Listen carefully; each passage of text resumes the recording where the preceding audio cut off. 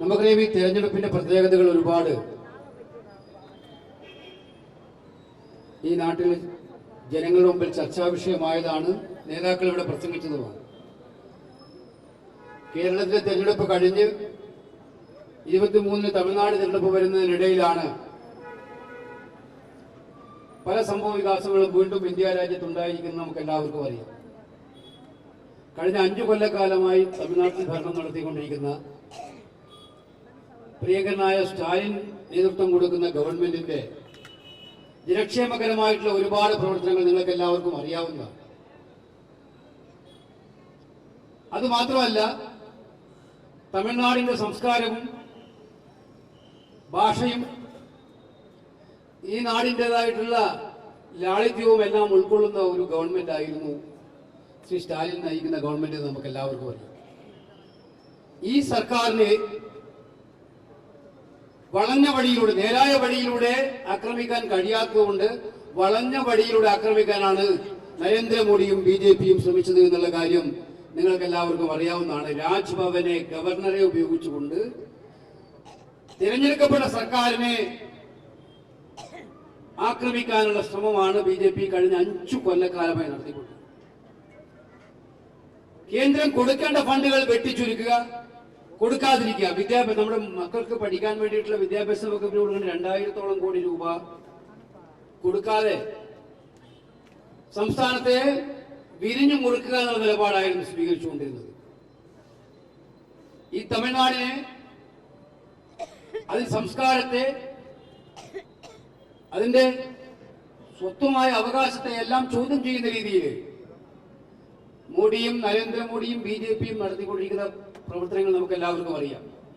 അവർക്ക് ഒറ്റയ്ക്ക് തമിഴ്നാട്ടിൽ ഒന്നും ചെയ്യാൻ പറ്റാത്തതുകൊണ്ട് AIADMK കൂട്ടുപിടിച്ച് ഈ നാട്ടിൽ എങ്ങനെയെങ്കിലും അട്ടിമറിപ്പിക്കാൻ വേണ്ടിയുള്ള പരിശ്രമമാണ് അവർ നടത്തിക്കൊണ്ടിരിക്കുന്നത്. പക്ഷേ ഒരു കാര്യം ഉറപ്പാണ്, ഈ തെരഞ്ഞെടുപ്പിൽ DMK മുന്നണി വീണ്ടും വൻപിച്ച ഭൂരിപക്ഷത്തോടെ അധികാരത്തിൽ വരുമെന്നുള്ള കാര്യത്തിൽ സംശയമില്ല.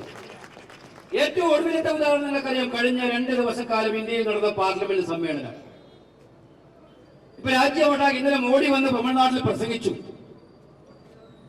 അദ്ദേഹം ഇന്നലെ ദൂരദർശനിലൂടെ രാഷ്ട്രീയ പ്രസംഗം നടത്തി.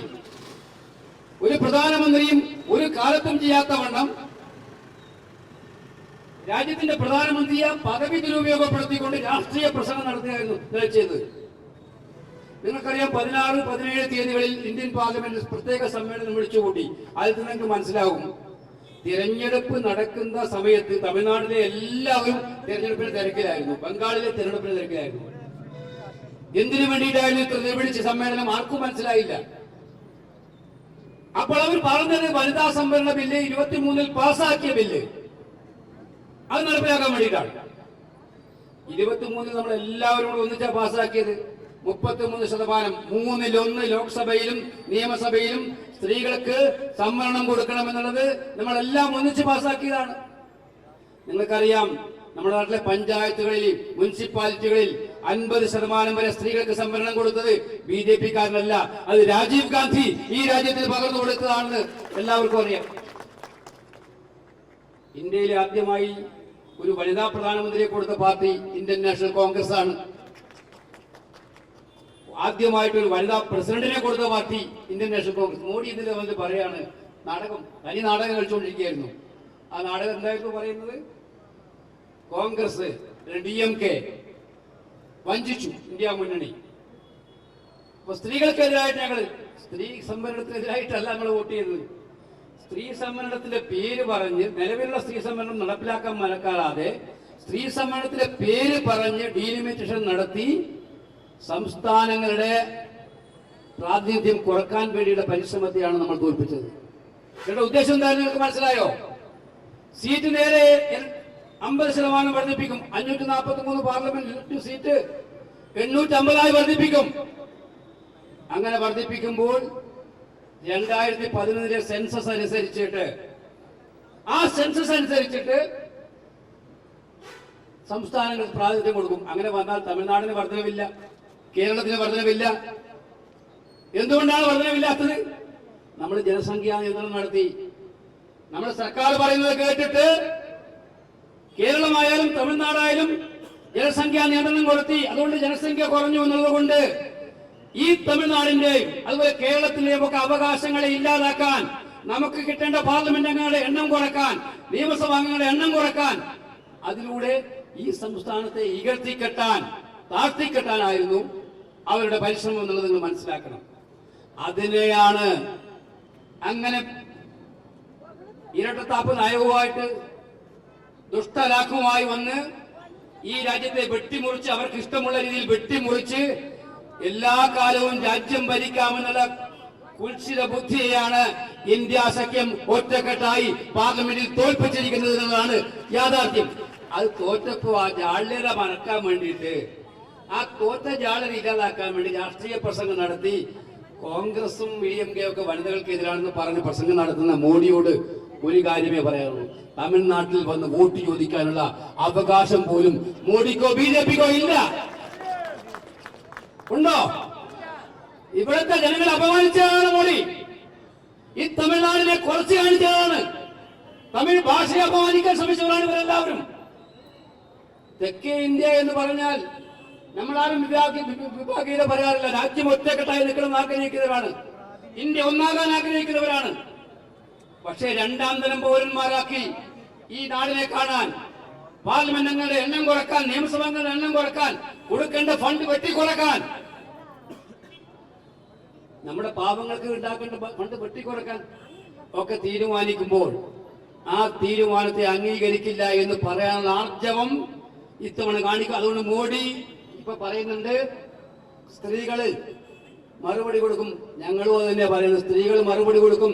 23-ാം തീയതി കൃത്യമായിട്ടും ഈ നാട്ടിലെ സ്ത്രീകൾ മറുപടി കൊടുക്കും. മോഡിയുടെ നാടകം ഇവിടെ ചെലവാകില്ല എന്ന് തീർച്ചയായിട്ടും മറുപടി കൊടുക്കും. അതാണ് വിളവങ്കോട് ഉണ്ടാകാൻ പോകുന്നത് എന്നുള്ള കാര്യം അടിപൊളിയായിട്ട് പറയാൻ ഞാൻ ആഗ്രഹിക്കുകയാണ്. സ്ത്രീകൾക്ക് വേണ്ടി ആരാ സഹായിച്ചത്?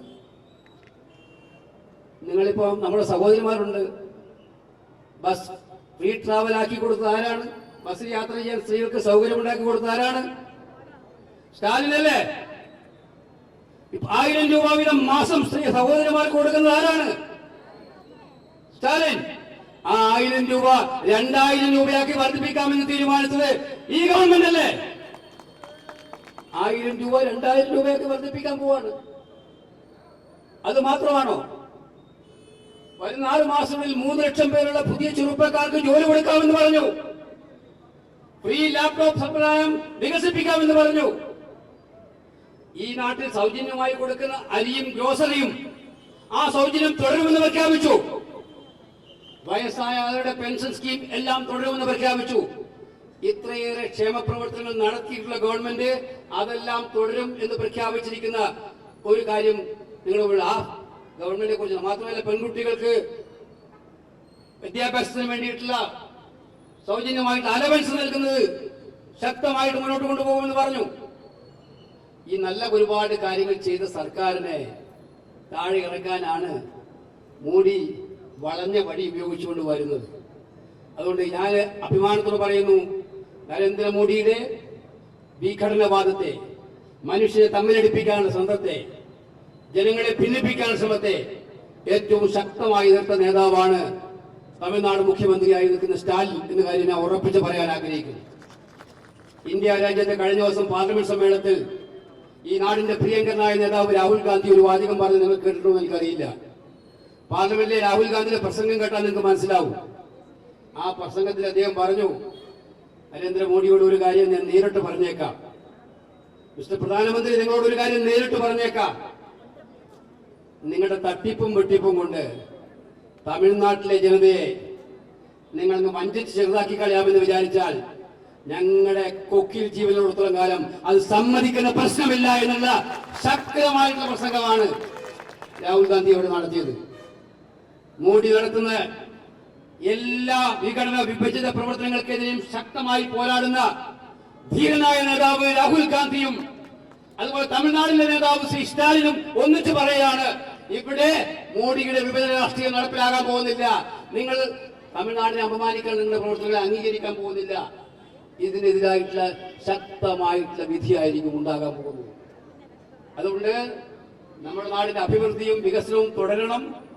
ഈ നാട്ടിലെ പ്രവർത്തനങ്ങൾ മുന്നോട്ട് കൊണ്ടുപോകണം. നിങ്ങളെല്ലാവരുടെയും സഹായ സഹകരണങ്ങൾ ഉണ്ടാകണം. അതിനാണ് വിളവങ്കോട് നിന്ന് നമ്മുടെ പ്രിയങ്കരനായ സ്ഥാനാർത്ഥി പ്രവീണിനെ നിർത്തി മത്സരിപ്പിക്കുന്നതിന്റെ കാര്യം ഞാനിവിടെ വിനയപൂർവ്വം സൂചിപ്പിക്കാൻ ആഗ്രഹിക്കുന്നു. പ്രവീണിന് നൽകുന്ന ഓരോ വോട്ടും വികസനത്തിന് വേണ്ടിയുള്ള വോട്ടാണ്. പ്രവീണിന് കൊടുക്കുന്ന ഓരോ വോട്ടും കരുതലിന് വേണ്ടിയിട്ടുള്ള വോട്ടാണ്. നിങ്ങളുടെയൊക്കെ പ്രയാസങ്ങളിൽ, ദുഃഖങ്ങളിൽ, സങ്കടങ്ങളിൽ നിങ്ങളോടൊപ്പം ചേരാനുള്ള ഒരു സഹോദരന് കൊടുക്കുന്ന വോട്ടാണ് ആ വോട്ട്. അതുകൊണ്ട് 23-ാം തീയതി രാവിലെ പോളിംഗ് ബൂത്തിലെത്തി നിങ്ങളുടെ വിലയേറിയ വോട്ടവകാശം ഒട്ടും വൈകാതെ കൈപ്പത്ത് ചിഹ്നത്തിൽ രേഖപ്പെടുത്തി ഇന്ദിരാഗാന്ധി, നമ്മുടെ എല്ലാം പ്രിയങ്കരിയായ നേതാവ് ഇന്ദിരാഗാന്ധി നാടിൽ നിന്ന് പകർന്നു കൊടുത്ത ആ ചിഹ്നത്തിൽ വോട്ട് ചെയ്ത് വിജയിപ്പിക്കുമ്പോൾ പ്രവീൺ മാത്രമല്ല വിജയിക്കുന്നത്, ഈ നാട്ടിന്റെ ജനാധിപത്യവും തമിഴ് മക്കളുടെ അഭിമാനബോധവുമാണ് വിജയിക്കാൻ പോകുന്നത് എന്നുള്ള കാര്യം നിങ്ങൾ മനസ്സിലാക്കണം. അതിനുവേണ്ടി നിങ്ങളെല്ലാവരും ഈ തെരഞ്ഞെടുപ്പിൽ പ്രവീണിനെ വൻപിച്ച ഭൂരിപക്ഷത്തോടെ വിജയിപ്പിക്കണം എന്ന് വിനയത്തോടെ അഭ്യർത്ഥിച്ചുകൊണ്ട് അഭിവാദ്യങ്ങൾ അർപ്പിക്കുന്നു. നമസ്കാരം. ജയ് ഹിന്ദ്.